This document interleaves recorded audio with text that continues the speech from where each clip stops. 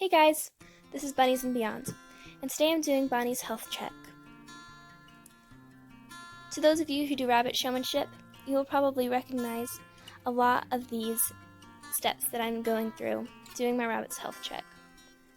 Sadly, I didn't get them all on film, but you get an idea of how I check my rabbits to make sure they're healthy.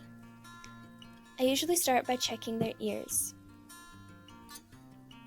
When I look in my rabbit's ear, I'm making sure that she doesn't have any indicator of ear mites or ear cankers. You want your rabbit's ear to look nice and clean. Bonnie's ear is nice and clean and healthy.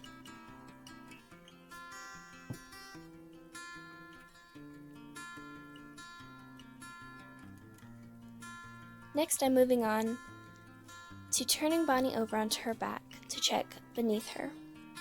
When you turn your rabbit over, you need to stay calm and in control. Never grab their ears or their scruff. This can cause pain and damage to your rabbit's ear.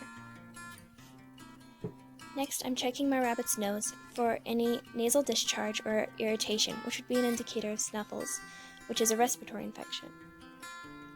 Next, I'm checking my rabbit's eye, making sure there's no discharge or cloudiness in the eye. Cloudiness in her eye would indicate that Bonnie was going blind. Next, I'm checking Bonnie's teeth. When I look at my rabbit's teeth, I'm looking to make sure that they are nice and aligned and not too long. Then I'm feeling under her chest and abdomen area to make sure it's nice and smooth and there are no tumors. Then I'm checking to make sure all of her nails are there and that they are not too long. Then I move on to her back legs, pulling them up gently to make sure that they are nice and straight and there are no broken bones. Then I check her nails, toes, and hocks to make sure there are no sores on her hocks. I do the same on both sides. I didn't want to get too graphic with this, but you do need to check your rabbit's vent to make sure there is no signs of irritation or infection. And then you check your rabbit's tail to make sure it's straight. You also need to be checking your rabbit's fur for fur mites.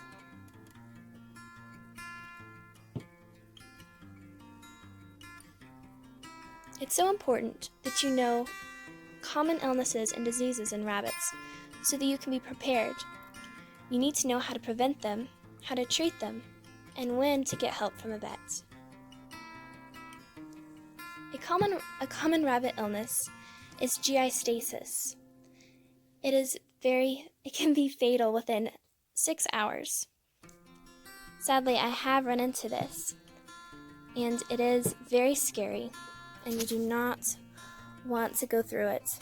To prevent it, make sure your rabbit has a constant supply of fresh grass hay.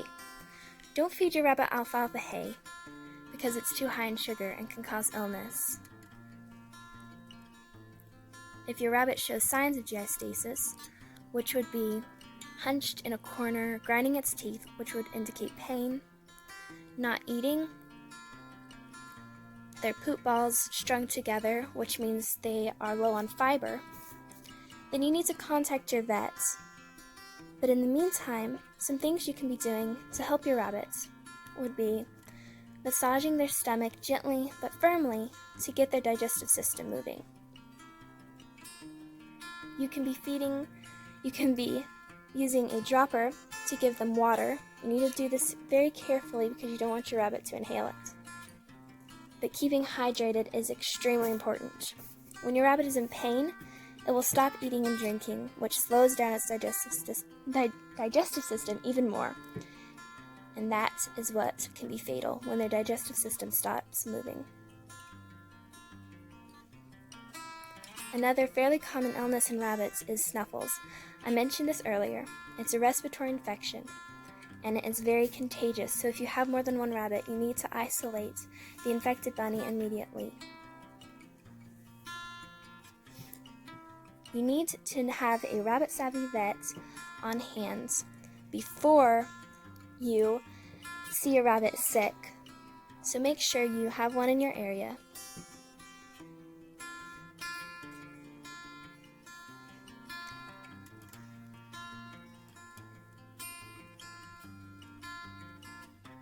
It is so important to observe your rabbit daily and get to know them. You have to know what is normal for your rabbit, so you'll know when something is wrong.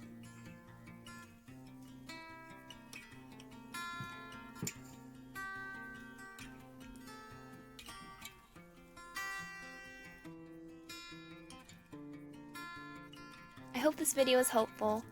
Thank you all so much for watching. So until my next video, bye guys!